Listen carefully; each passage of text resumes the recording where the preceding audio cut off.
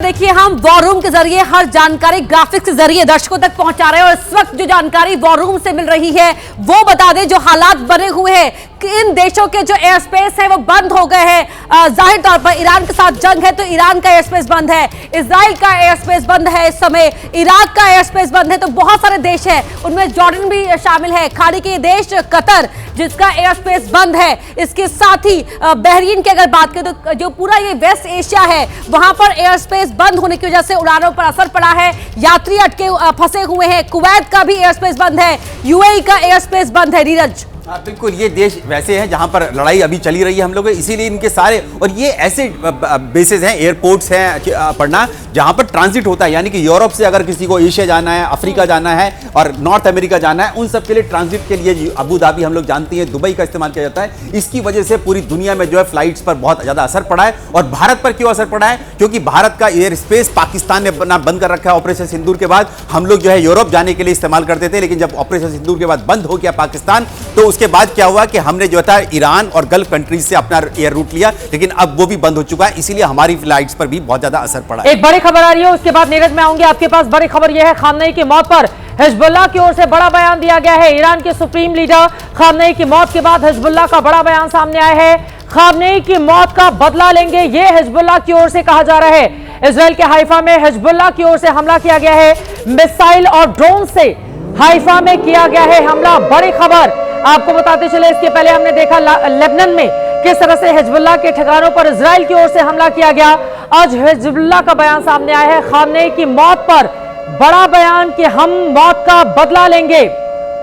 Israel के Haifa में Hezbollah ने हमला कर दिया है, मिसाइल और ड्रोन से हाइफा में हमला किया गया है। यह इस वक्त की बहुत बड़ी खबर सामने आ रही है। आपको बताते चले, वैसे भी इसमें कोई किंतु परंतु है नहीं कि जब भी ईरान में इस तरह के हालात बदलेंगे, क्योंकि ईरान समय समय पर हिजबुल्लाह को साथ देता रहा है, उसकी मदद करता रहा है। इसी वजह से खामनेई की मौत को लेकर इस तरह की बातें अब हिजबुल्लाह की ओर से कही जा रही हैं। विनोद दत्ता जी इस वक्त हमारे साथ रिटायर्ड ब्रिगेडियर जुड़ चुके हैं ज्यादा जानकारी के साथ। सबसे पहले तो मैं टिप्पणी इस बात पर आपकी लेना चाहूंगी, हिजबुल्लाह अब इस पूरे मामले में कूद चुका है और उसकी ओर से कहा गया है कि हम तो बदला लेकर रहेंगे, और यूएन को साफ स्पष्ट कर दिया गया है ईरान की ओर से कि खामनेई की मौत का बदला हम लेंगे और तब तक हम रुकेंगे नहीं। आप इसके मतलब मायने किस रूप में समझ रहे हैं? कितने लंबे वक्त तक ये जो युद्ध छिड़ा हुआ है वो खिंच सकता है? हालात कितने भयावह हो सकते हैं, जिसके बारे में आप डिटेल में जानकारी देंगे? देखिए, ईरान जिस स्थिति में है, और क्योंकि ईरान ने चौतरफा फ्रंट अपने खिलाफ खोल रखा है और वो ये चाहेगा कि बिल्कुल ऑल आउट वॉर में अमेरिका के साथ न जाए, और वो अमेरिका को एंगेज करके रखेगा। और जो उसके प्रॉक्सीज हैं, चाहे वो हिजबुल्लाह हो, हमास हो, हूती हो या सरियाए औलिया, एक नया प्रॉक्सी का नाम भी आ रहा है, वो हो, तो उनके द्वारा वो इस तरह के मतलब एट्रिशन जो ऑपरेशंस है उनको वो लॉन्च करेगा। वो अमेरिका के जो वेसल्स हैं या जो और उसके मतलब बेसेस हैं, वहां स्पोरेडिक इंसिडेंट्स वो करेंगे, क्योंकि वो ईरान के ही एक्सटेंडेड आर्म हैं। क्योंकि प्रत्यक्ष रूप से ईरान इस पोजीशन में नहीं है कि वो अमेरिका का जो ऑनस्लॉट है उसको वो टेक ऑन कर सके। तो इन सब चीजों को ध्यान में रखते हुए ये देखा जाएगा कि अमेरिकन जो बेसेस है या जो उसके मैरीटाइम एसेट्स हैं समुद्र में, उनके ऊपर इस तरह के हमले किए जाएंगे। अमेरिका की कोशिश ये रहेगी कि साहब वो उसके जो मिसाइल सिस्टम है वही उसका सबसे बड़ा और रिलायबल वेपन डिलीवरी सिस्टम है, तो वो चाहेगा कि साहब उनको नष्ट किया जाए। बिल्कुल। और जो बाहर के देशों से जो उसको इमदाद मिल रही है वो ईरान तक न पहुंचने दे। जल्दी से नीरज आपका रुख करते हुए, जिस तरह की तस्वीरें सामने आ रही हैं और खामनेई की मौत पर अब हिजबुल्लाह की ओर से भी बड़ा बयान दिया गया है कि हम तो बदला लेंगे। हाइफा में हिजबुल्लाह की ओर से हमला भी कर दिया गया है, मिसाइल और ड्रोन से हमला किया गया है। तो वहीं देखिए, बिना उकसावे के ईरान पर हमला किया गया है। अराक्ची का ये बहुत बड़ा बयान सामने आया है, ईरान का अमेरिका के साथ बातचीत को इनकार कर देना और यूएन को यह बताना कि हम बदला लेकर रहेंगे। ये क्या इंडिकेट कर रहा है नीरज मौजूदा वक्त में? अमेरिका के साथ अब ईरान कोई बातचीत नहीं करेगा। बिल्कुल, ये तो ऐसा ही लगता है जो चिट्ठी लिखी है उन्होंने यूएन को, और लग भी रहा है जिस तरह से अटैक्स, जो काउंटर अटैक्स जो ईरान कर रहा है, उससे ऐसा ही लगता है कि ईरान जो है बातचीत की टेबल पर नहीं आना चाहता है। उनको ऐसा लगता है कि अगर वो बातचीत की टेबल पर गए तो उनके देश की जनता क्या कहेगी उनको, कि उनके सुप्रीम लीडर को मार दिया और आप उन्हीं हथियारों के साथ बैठकर आप बातचीत कर रहे हैं। ये बात जो सेंटिमेंट्स होगा इस वक्त ईरान में होगा। इसीलिए अरागाची और जो ईरान के जो राष्ट्रपति हैं पेजेश्कियान, उन्होंने साफ तौर से कह दिया है कि वो जो है युद्ध जारी रखेंगे इन्हीं मिसाइलों और ड्रोन के जरिए, जो उनकी जो बैलिस्टिक मिसाइल हैं, जो उनके शहीद ड्रोन्स हैं, इनके जरिए। और बिल्कुल ये हाइफा में जो अटैक किया हिजबुल्लाह ने, ये अपने रॉकेट से किया है। इसीलिए जो काउंटर अटैक इजराइल ने किया है लेबनान में, बेरूत में। नीरज, लेकिन बड़ा सवाल यह है, आप अगर बातचीत नहीं करेंगे, यूएन को बता दिया है कि हम इसका बदला लेकर रहेंगे, लेकिन ईरान मौजूदा वक्त में अलग थलग पड़ चुका है। कोई भी मुल्क हथियारों के साथ क्या उसका साथ देने के लिए तैयार है? अब जिस तरह के हालात इस समय बने हुए, हम सब ने देखा बड़े बड़े दावे बड़े बड़े मुल्कों की ओर से किए गए ईरान को लेकर कि ईरान पर हमला गलत है, हम इसको बर्दाश्त नहीं करेंगे, लेकिन उसके ढाक के 3 बात कोई नतीजा नहीं निकला। खुद ही ईरान की ओर से दिखाया जा रहा है कि हमारे पास कितने हथियार हैं। मैं इस सवाल के जवाब आपसे लूंगी, लेकिन बड़ी खबर आ रही है, ईरान पर हमले के खिलाफ इराक में उग्र प्रदर्शन हो रहा है।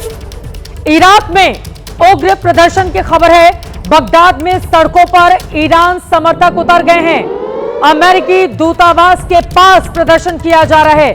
सुरक्षा बलों के साथ प्रदर्शनकारियों की झड़प भी हुई है।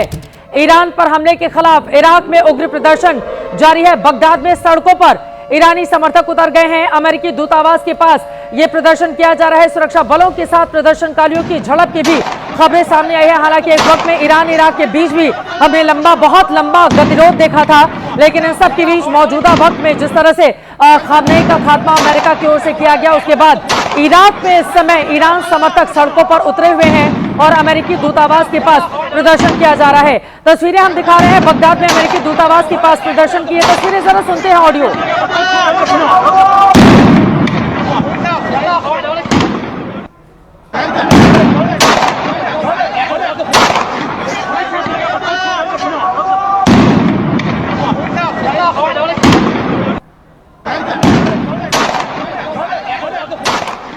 तो आप देख पा रहे हैं इराक में किस तरह के हालात बने हुए हैं। सुरक्षा बलों के साथ प्रदर्शनकारियों की झड़प, और आप ये देख रहे हैं किस तरह की फायरिंग दोनों तरफ से की जा रही है। वहां पर भी हालात क्या बिगड़ सकते हैं? नीरज, इन तस्वीरों पर जल्दी से आपकी टिप्पणी, फिर आरती टिक्कू जी के पास जाएंगे। नीरज, चित्रा, जो इराक है वहां पर भी शिया कम्युनिटी रहती है, शिया समुदाय रहते हैं। इसीलिए जो वहां पर खामनेई की जब मौत हुई है तो इराक ने भी 3 दिन का शोक जाहिर किया, क्योंकि उनके देश में भी शिया जो कम्युनिटी के लोग रहते हैं। और ये इसीलिए दिखा रहा है कि अमेरिका के खिलाफ उनका गुस्सा है।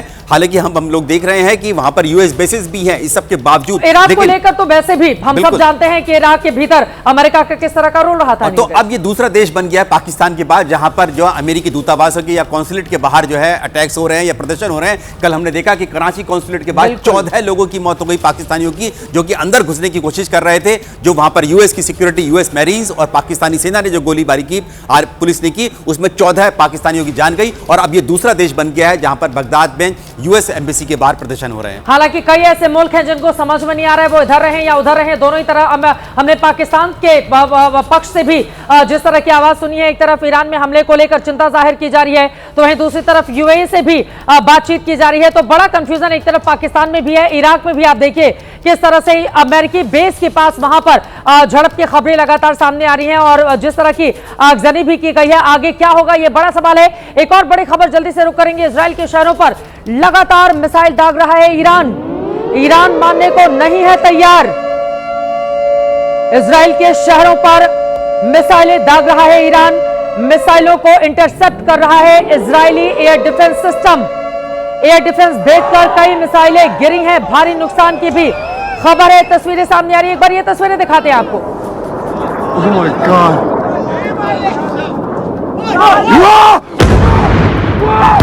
Holy shit! Oh my God! Yo! No way! Oh my God! Air defence भेद कर कई मिसाइलें गिरी हैं और जिसकी वजह से बहुत भारी नुकसान हुआ है।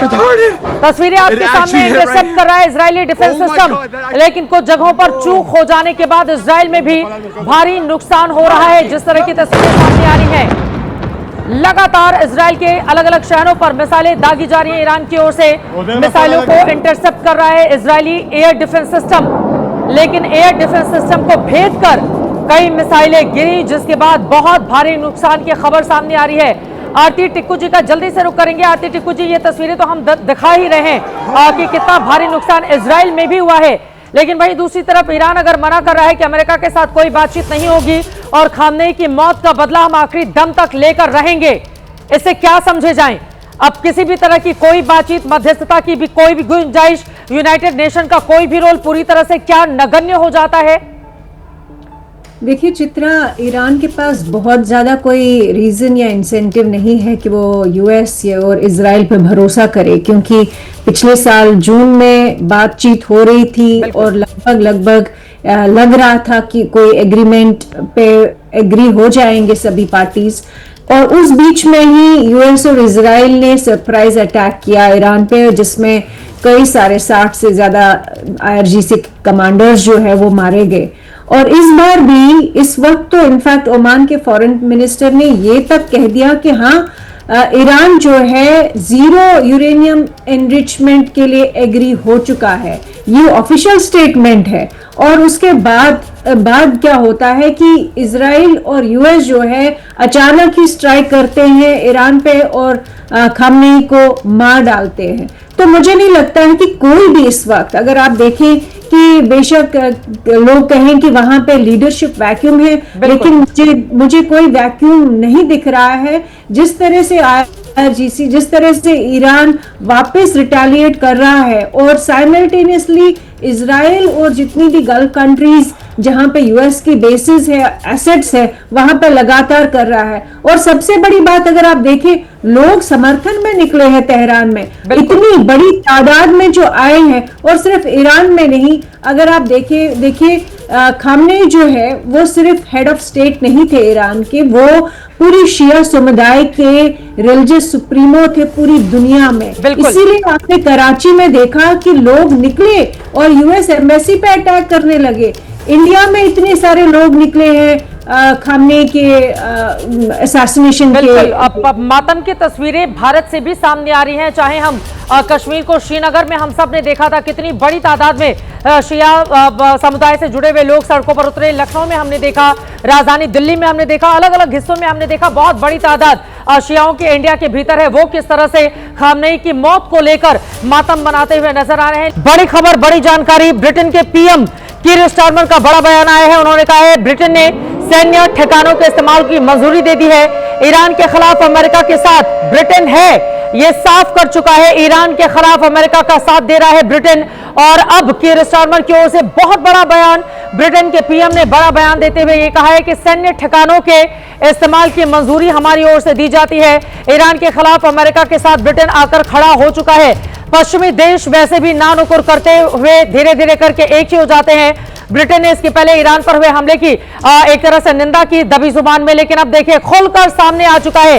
इसी सवाल के साथ विजय दत्ता जी सीधे आपके पास आते हुए, अब ब्रिटेन का ये जो रुख है सैन्य ठिकानों के इस्तेमाल की मंजूरी, ये क्या बताता है? दोबारा रिपीट करेंगे क्या? ब्रिटेन ने सैन्य ठिकानों के इस्तेमाल की मंजूरी दे दी है। ब्रिटेन के PM कीर स्टारमर का बड़ा बयान आया है, ईरान के खिलाफ अमेरिका के साथ है ब्रिटेन, ये उनकी ओर से कहा गया है। इस बयान के मतलब, देखिए, जिस तरह से ईरान ने जो साइप्रस में जो ब्रिटिश बेसिस थे उस पर अटैक किया है, ये ईरान ने काफी बड़ी गलती कर ली है, क्योंकि उसको इतने फ्रंट एक साथ नहीं खोलने चाहिए थे। और अब ब्रिटेन, कीर स्टारमर ने खुद कहा है कि वो उनके बेसिस अमेरिका इस्तेमाल कर सकता है, या वो फ्रांस, जर्मनी और भी इस तरह के देश हैं, वो ईरान के ऊपर हमला कर सकते हैं। और अगर सिचुएशन एस्केलेट होती है तो आर्टिकल 5 जो नेटो का है उसको भी लागू किया जा सकता है या उसको इन्वोक किया जा सकता है। अगर वो इन्वोक हो गया तो ईरान की मुश्किलें कई गुना बढ़ जाएंगी। तो ईरान को चाहिए था कि अगर उसकी अदावत अमेरिका के साथ है तो केवल अमेरिका के साथ ही उसको मतलब उसको एड्रेस करना चाहिए था, या इजराइल के साथ। नेटो के साथ अगर उसने फ्रंट खोल लिया तो उसके लिए बड़ी मुश्किलें बढ़ जाएंगी। और इस तरह की न कुव्वत, न उसके पास जिसे लॉजिस्टिक स्टेमिना कहते हैं, वो नहीं है। खाली IRGC के ऊपर हुंकार भरने से या जो चीन और रशिया के जो आश्वासन है उसके महज आश्वासनों के ऊपर युद्ध नहीं लड़े जाते। जब तक सामरिक संसाधन उसके पास उपलब्ध नहीं होंगे तब तक ईरान के लिए सस्टेन करना बड़ा मुश्किल हो जाता है। बिल्कुल हाहाकार मचा हुआ है वार और पलटवार में, और इस वार पलटवार में किन किन हथियारों का इस्तेमाल हो रहा है वॉर रूम के जरिए हम आपको जानकारी देते हैं।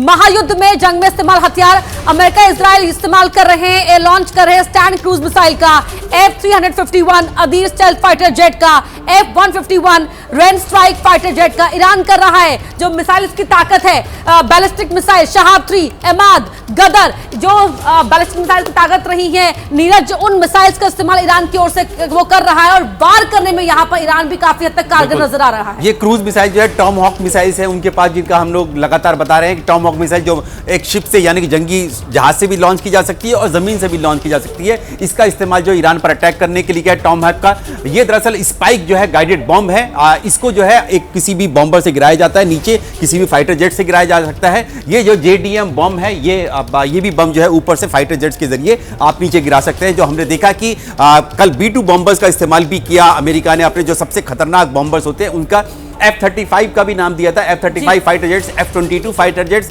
F-16 फाइटर जेट्स का इस्तेमाल किया। और जैसे हमारे जो एक्सपर्ट बता रहे थे कि ईरान के पास कोई फाइटर जेट्स है नहीं, पुराने फाइटर जेट्स हैं, उनको भी कल हमने देखा कि उनको इजराइल ने मार दिया। और इसीलिए ये ईरान के पास जो मिसाइल है वो शहीद मिसाइल है, उनके पास शहीद ड्रोन है दरअसल ये, और उसके अलावा गदर मिसाइल उनके पास है, फतेह मिसाइल उनके पास है, शबाब उनके पास जिसका अभी आपने जिक्र किया, और कोराम शहर मिसाइल है। ये सारे मिसाइल बैलिस्टिक मिसाइल है जिनके जरिए ही ईरान अपनी ताकत बताता है, जिसके जरिए वो मानता है कि ईरान के पास बड़ी ढाल है कि दूसरा देश उनको छू नहीं सकता है या और ईरान लगातार वीडियोस के जरिए प्रदर्शन भी कर रहा है कि देखिए हमारी ताकत क्या है, ना झुकेंगे ना रुकेंगे, और खामियाजा भुगतना पड़ेगा उन तमाम देशों को जिन्होंने ईरान के साथ ये पंगा लिया है, और खामनेई की मौत का बदला हम जरूर लेंगे। यूनाइटेड नेशन को यह बात कम्युनिकेट कर दी गई है। फिलहाल एक बड़ी खबर आ रही है, खाड़ी देशों में यूएस बेस पर ईरान के हमले जारी हैं। ईरानी ड्रोन दिखते ही कुवैत में सायरन बजे। कुवैत में लगातार तीसरे दिन ईरान का ड्रोन अटैक हुआ है। ईरान के कई ड्रोन कुवैत में मार भी गिराए गए हैं। जो तस्वीरें आप देख रहे हैं ये पहले की तस्वीरें हैं, लेकिन आज भी कुवैत से जो खबरें आ रही हैं ऐसा ही मंजर वहां पर देखने को मिल रहा है। कुवैत में ईरान के कई ड्रोन मार गिराए गए हैं। खाड़ी देशों में यूएस बेस पर ईरान के हमले जारी हैं। तस्वीरें आप देखिए और जरा वहां से जो ऑडियो सामने आ रहे हैं उसको भी सुनाते हैं। अबे ये देखो, ओ भाई साहब मर गया क्या भाई? ओ भाई भाई अबे रुक जा भाई, ओ भाई।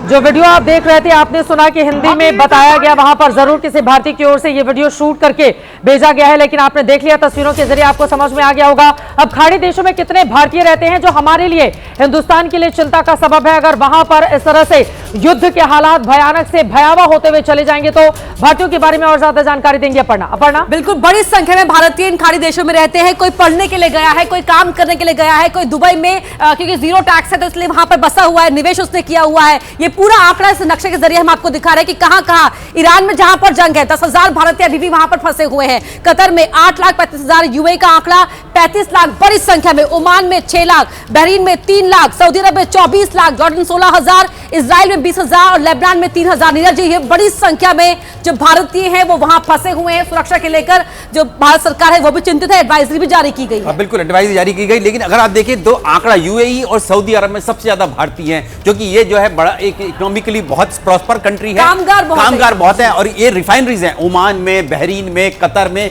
इन सब में, कुवैत में, बहुत छोटा कंट्री है कुवैत, लेकिन उसके बावजूद देखिए करीब करीब 10 लाख भारतीय वहां पर रहते हैं। काम क्या करते हैं वहां पर? उनकी ऑयल रिफाइनरीज हैं, उनके जो तेल के कुएं हैं, उन सब में हमारे भारतीय काम करते हैं। 1 करोड़ का ये पूरा आंकड़ा हो जाता है। 1 करोड़ के करीब जो है भारतीय इन सभी देशों में रहते हैं, गल्फ कंट्रीज में रहते हैं।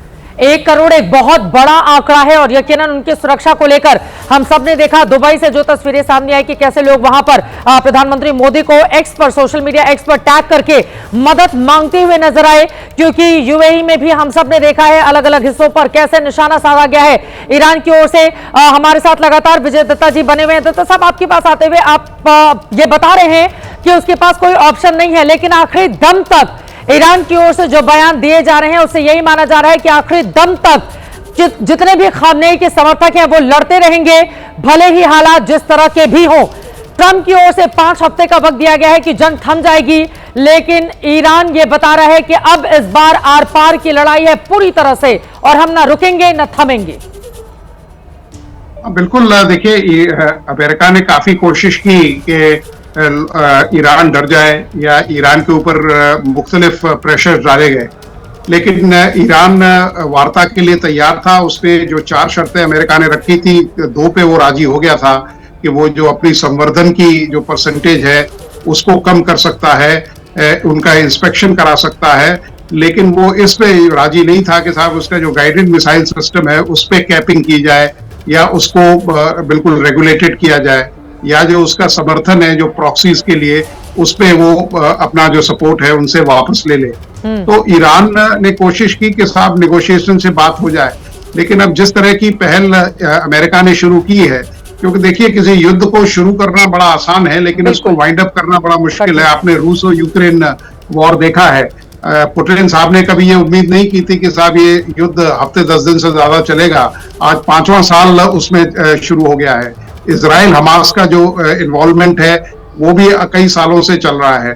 तो इन सब चीजों को देखते हुए, और ईरान के पास होने के लिए कुछ नहीं है, क्योंकि अगर सत्ता परिवर्तन होता भी है और कोई अमेरिकी फेवर्ड गवर्नमेंट वहां आती है तो सबसे पहले निशाने पे वो इस्लामिक रिजीम के लोग होंगे। तो उन्हें मालूम है कि साहब हमारे लिए तो चाहे मतलब अगर हम युद्ध में शहीद होते हैं तो हमें शहादत के हालात हैं। बिल्कुल, तो वो ये चाहेंगे कि साहब अमेरिका के दांत खट्टे किए जाएं, अमेरिका को एक लॉन्ग ड्रॉन, क्योंकि अमेरिका का भी खर्चा काफी हो जाता है अगर वो उसकी प्रेजेंस मैरीटाइम प्लेटफॉर्म्स उसके लगे हुए हैं। यूएसएस इब्राहिम का भी करीब 21 करोड़ रुपए रोज का खर्चा है, और ऐसे कई वेसल्स उसके। और सिर्फ इतना ही नहीं, इन तमाम देशों में मिडिल ईस्ट के जो अमेरिकी सैनिकों की तैनाती है, इसके पहले हम सब ने देखा था इराक को लेकर, अफगानिस्तान को लेकर, लगातार जब युद्ध के हालात रहते हैं तो एक थकान और उबाऊ स्थिति अमेरिका के भीतर आम जनता के अंदर भी देखने को मिलती है। एक हालिया रिसर्च सामने आई थी जिसमें ईरान से हमले के मामले में 21% लोगों का ही समर्थन प्राप्त था कि हाँ आप वहां पर हमले कीजिए और वहां पर सत्ता को नेस्तनाबूद कर लीजिए। बाकी जो बड़ी तादाद है वो इसके लिए तैयार नजर नहीं आती थी। शायद यही कारण है कि आज जब ट्रंप सामने आए तो उनकी ओर से कहा गया कि 5 हफ्ते में जंग के हालात में काफी परिवर्तन आ जाएगा, लेकिन उनके दावे का कितना दम दिखेगा। इस वक्त हमारे साथ मेजर जनरल संजय मेस्टन जी जुड़ चुके हैं, सीधे उनका रुख करते हुए। संजय मेस्टन जी, ईरान की ओर से यह साफ किया गया है कि खामनेई की मौत का बदला हम लेकर रहेंगे, ना रुकेंगे, ना अमेरिका से कोई बातचीत करेंगे। इसको किस रूप में समझा जाए?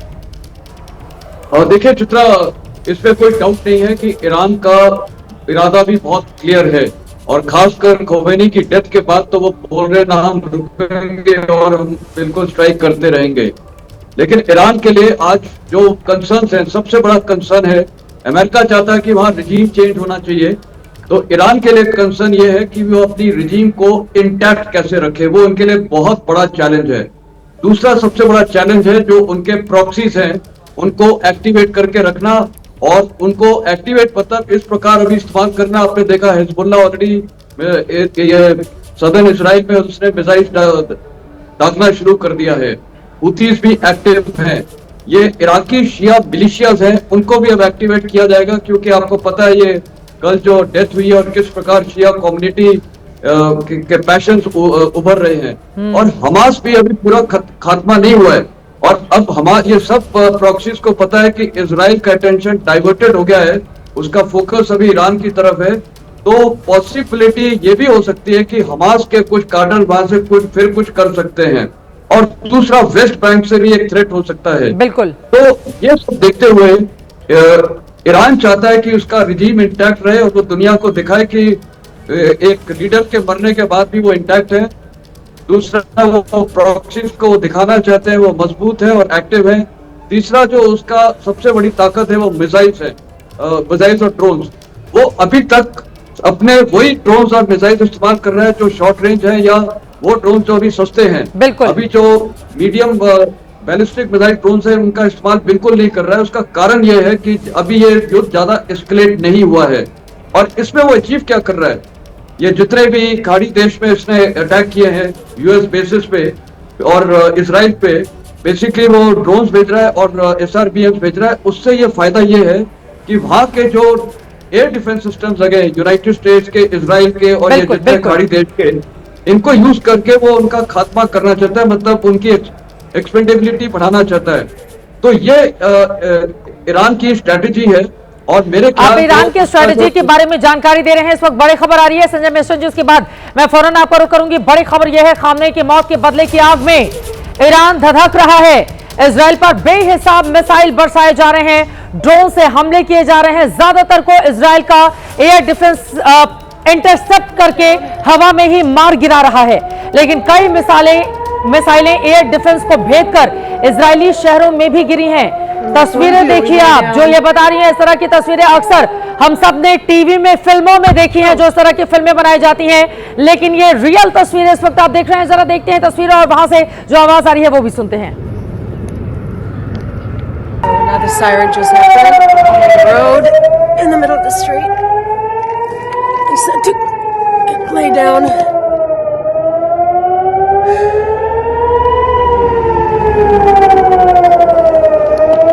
And that's what we do, we lay down. Oh.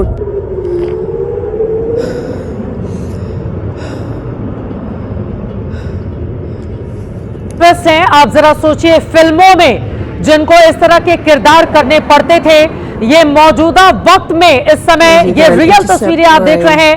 Nova तिशवी actress हैं इजराइल की, और उनकी ओर से ये जो वीडियो सामने आए हैं, आप जरा देखिए। वो बता रही हैं कि हम कैसे सर नीचे करके बैठे हुए हैं, करीब 10 मिनट तक लेटे रहना है और अपने आप को सेफ महफूज करना है। ऐसा लग रहा है जैसे मैं फंस गई हूं। एक बार फिर से सुनते हैं। So here it is, lying on the side of the street.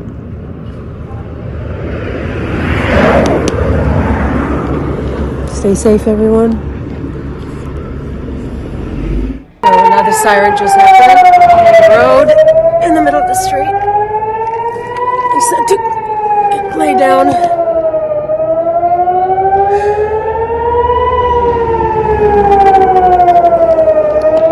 And that's what we do, we lay down. Oh.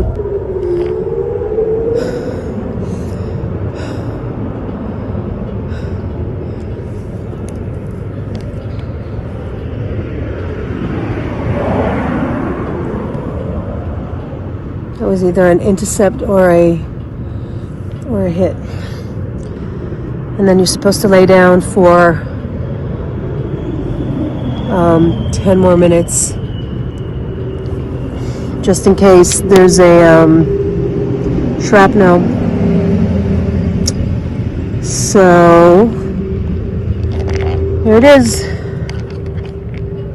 lying on the side of the street.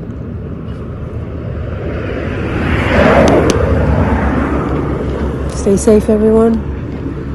Israel की एक्ट्रेस हैं जिनको आप सुन रहे थे। आप जरा सोचिए, जिस एक्ट्रेस को इस तरह से फिल्मों में काम करना पड़ता होगा, जब खुद की जिंदगी इस तरह से आ जाती है, जहां पर जान बचाने के लिए आप जरा सोचिए सड़कों पर किस तरह से अपने आप को इनकी ओर से रखा गया है ताकि वो खुद को महफूज रख पाए। इसके जरिए आप समझ सकते हैं कि हालात बद से बदतर कैसे होते हुए चले जा रहे हैं। इस बाबत और ज्यादा जानकारी के साथ अपर्णा हमारे साथ मौजूद है वॉर रूम से। अपर्णा। चित्रा, बिल्कुल यही तस्वीरें हैं, यही तमाम वीडियोस हैं, हालात हैं जो बता रहे हैं और सवाल उठा रहे हैं कि क्या युद्ध अभी और भड़केगा। क्यों हम ऐसा कह रहे हैं? क्योंकि ईरान लगातार हुंकार भर रहा है कि अमेरिका ने अयतुल्लाह अली खामेनी की हत्या करके रेड लाइन क्रॉस कर दी है। ट्रंप भी वहां से ललकार रहे हैं कि ईरानी सेना या तो सरेंडर कर दे या फिर मरने के लिए तैयार है। ईरान कह रहा है कि भारी कीमत अमेरिका और इजराइल को इस बदले की चुकानी पड़ेगी, और ट्रंप कह रहा है कि ईरान बदला लेने के बारे में सोचे भी नहीं, क्योंकि हम जो करेंगे उन्हें उसकी भारी कीमत चुकानी पड़ेगी। ऐसा किया तो सबसे बड़ा हमला होगा, नीरज, ट्रंप कह रहे हैं। बिल्कुल, और सबसे बड़ा हमला हम लगातार देख रहे हैं। 48 घंटे में कितने बड़े हमले जो है अमेरिका और इजराइल ने किए हैं, कितना बड़ा नुकसान ईरान को उठाना पड़ा है। लेकिन इस सब के बावजूद भी जो ईरान की हुंकार है वो लगातार बढ़ती जा रही है। उन्होंने भी कह दिया कि हमारे सुप्रीम लीडर पर आपने हमला किया, उनको मारा है, आपने उनकी हत्या की है, आप हत्यारे हैं, तो इसलिए हम पलटवार करते रहेंगे। और इसलिए वार पलटवार में ही ये युद्ध जो है लगातार बढ़ता जा रहा है। जो लग रहा था कि आयतुल्लाह खामनेई की मौत के बाद ये युद्ध रुक जाएगा, ईरान घुटने टेक देगा, लेकिन ईरान जो है वो घुटने टेकने के लिए तैयार नहीं है और वो लगातार पलटवार कर रहा है। इसीलिए ये युद्ध जो है अभी थोड़ा और लंबा खिंच सकता है। मेजर जनरल संजय मेश्राम जी का जल्दी से रुख करते हुए, संजय मेश्राम जी, जिस तरह का रुख अख्तियार किया जा रहा है ईरान की ओर से, अमेरिका को शायद वो बताना चाह रहा है कि युद्ध शुरू तुमने किया है लेकिन इसका खात्मा हम करेंगे, लेकिन ना अमेरिका या इजराइल के सामने आपकी उतनी ताकत है, ना हैसियत है और ना ही कोई मुल्क आपके साथ खड़ा हुआ नजर आ रहा है। देखिए, जर्मनी का भी यहां पर बड़ा बयान सामने आ गया है, जरूरत पड़ी तो ईरान के खिलाफ जाएंगे, जर्मनी की ओर से यह बड़ा बयान दिया गया है। ब्रिटेन तो अमेरिका का साथ दे ही रहे, अब जर्मनी की ओर से यह बड़ा बयान आया है, खाड़ी में अपने साथियों की रक्षा के लिए हम तैयार है, जर्मनी की ओर से कहा जा रहा है। तो हम डायलॉग कितने भी मार लें कि शुरू आपने किया है, खत्म हम करेंगे, या फिर हम मानेंगे नहीं, खामनेई की मौत का बदला लेकर रहेंगे, लेकिन उसका हश्र क्या होगा? ना अमेरिका झुकेगा और उसकी ओर से और आक्रामक रुख अगर अख्तियार किया गया तो बहुत बड़े पैमाने पर ईरान में हालात भयावह हो सकते हैं। संजय मेश्राम जी। बिल्कुल चित्रा, देखिए, ये जो मैं अभी ईरान की स्ट्रेटेजी के बारे में बोल रहा था, उनका एक बेसिक मुद्दा है रिजीम को प्रिजर्व करना, और दूसरा है जो उनके स्ट्रेटेजिक मिसाइल्स हैं उनको सही समय पे इस्तेमाल करना, वो इतनी जल्दी नहीं करेंगे।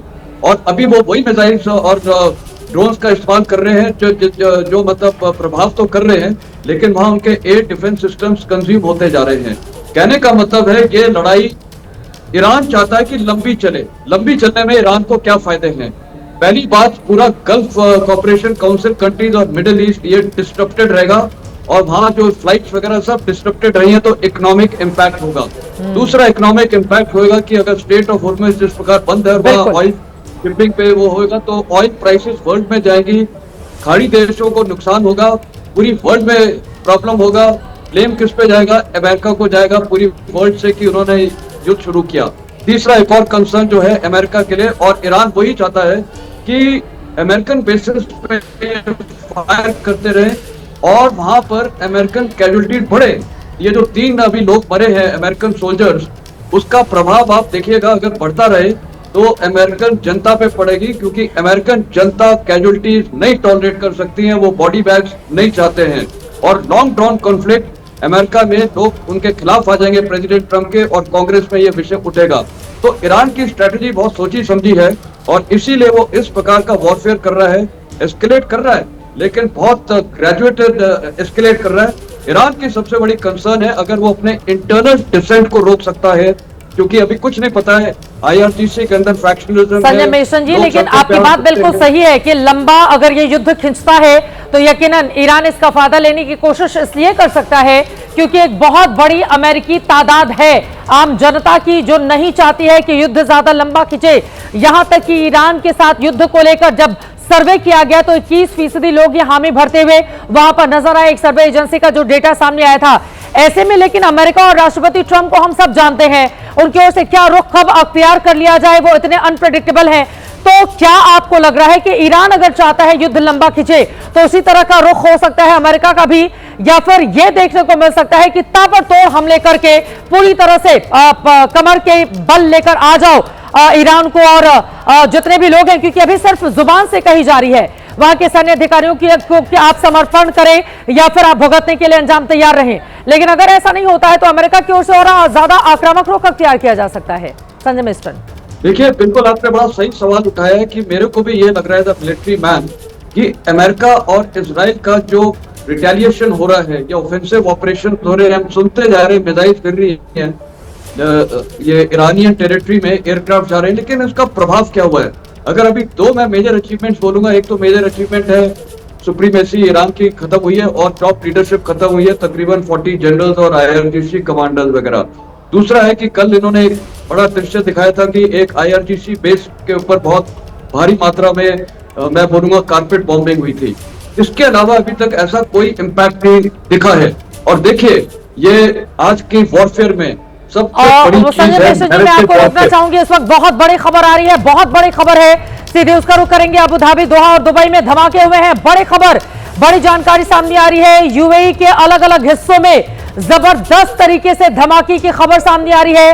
अबू धाबी में धमाके की खबर है, दुबई में धमाके की खबर सामने आई है, दोहा में धमाके की खबर सामने आ रही है। आपको बताते चले दुबई के अलग अलग हिस्सों में हम सबने देखा था किस तरह से पाम होटल पर निशाना साधा गया था। इसके अलावा कुछ ड्रोन उड़ते हुए दिखाई दिए बुर्ज खलीफा के आसपास, वहां पर अफरा तफरी का माहौल था। जिस तरह की तस्वीरें सोशल मीडिया पर भी हम देख पा रहे हैं, दुबई से जो तस्वीरें सामने आ रही हैं, दुबई में बहुत बड़ी तादाद में, आपको बताते चले यूएई में बहुत बड़ी तादाद में तकरीबन 35 लाख की आबादी इंडियंस की है। वहां से इस तरह की खबरों का सामने आना भारत के लिहाज से भी चिंता बढ़ाने वाला साबित हो सकता है।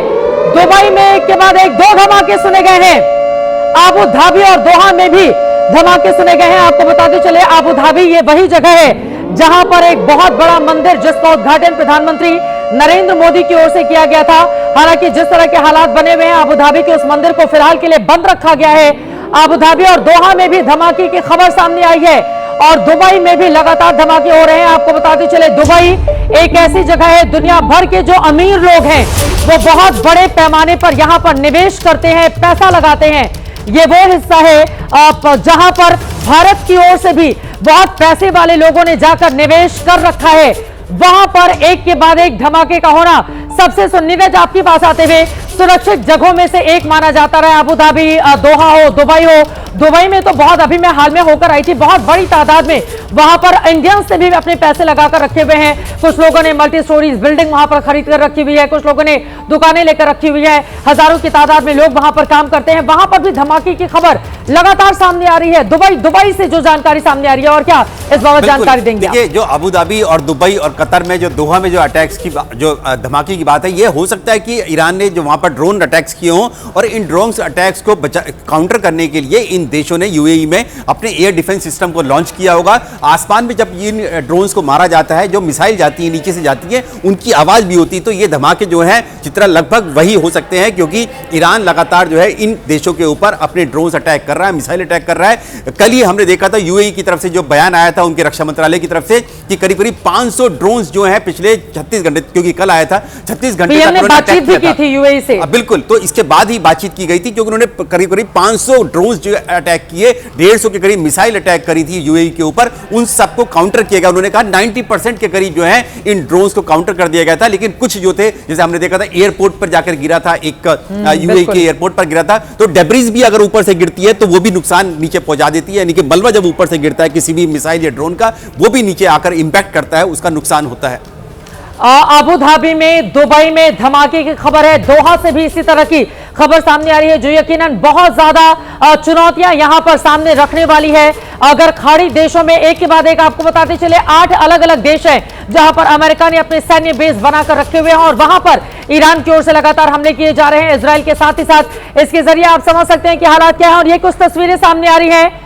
वॉर रूम में राष्ट्रपति ट्रंप की मौजूदगी है। ईरान पर हमले के बाद पल पल की जानकारी वॉर रूम से राष्ट्रपति ट्रंप लेते हुए नजर आ रहे हैं। आपको बताते चले कुछ घंटे पहले की तस्वीरें आप सामने आई हैं, वो तस्वीरें दिखा रहे हैं। नीरज, जल्दी से इस पर टिप्पणी आपकी।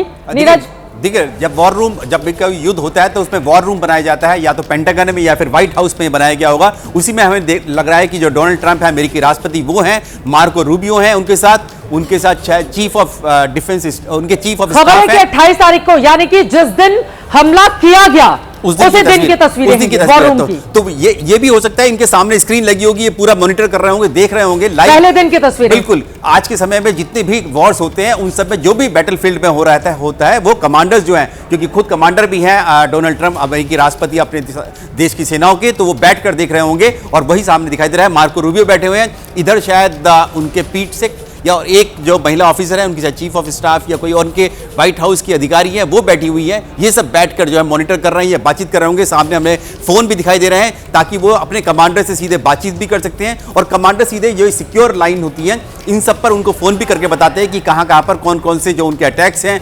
ऑपरेशंस हैं, कौन कौन से सफल रहे हैं। जैसे हमने देखा था कि ईरान की कंफर्मेशन से पहले ही कि आयतुल्लाह खामनेई की मौत हो गई है, डोनाल्ड ट्रंप और नेतन्याहू जो इजराइल के प्रधानमंत्री हैं उन्होंने अनाउंसमेंट कर दिया था कि आयतुल्लाह खामनेई की मौत हो चुकी है, क्योंकि उनके एजेंट्स, उनके अधिकारियों को पता था कि यहाँ पर मौजूद है और वही जानकारी दी जाती है। जब इजराइल और अमेरिका की ओर से पहले इस बारे में जानकारी शेयर की जाती है कि हाँ, हमने खात्मा कर लिया है खामनेई का, जब उनकी ओर से जानकारी दी जाती है। ईरान में अभी भी एक अनिश्चितता की माहौल, क्योंकि वहां से कई बार हमने देखा कि इसको कंफर्म किए जाने को लेकर वहां पर आपाधापी मची रही, जिसके बाद माना यह जा रहा है कि अमेरिका की ओर से बिल्कुल सटीक व्यक्ति, अमेरिका और इजरायल ने ऐसे व्यक्ति को वहां पर प्लान किया था जो पल पल की बिल्कुल सटीक जानकारी अमेरिका और इजरायल तक पहुंचा रहा था। और फिलहाल इस वक्त एक और बड़ी खबर आ रही है, कुवैत में F-15 फाइटर जेट क्रैश होने का दावा किया जा रहा है। कुवैत से यह खबर है, प्लेन कैसे क्रैश हुआ इसकी वजह साफ नहीं है, लेकिन जंगी माहौल के बीच फाइटर जेट क्रैश होने को लेकर जानकारी सामने आ रही है। شوف شوف شوف شوف شوف شوف شوف شوف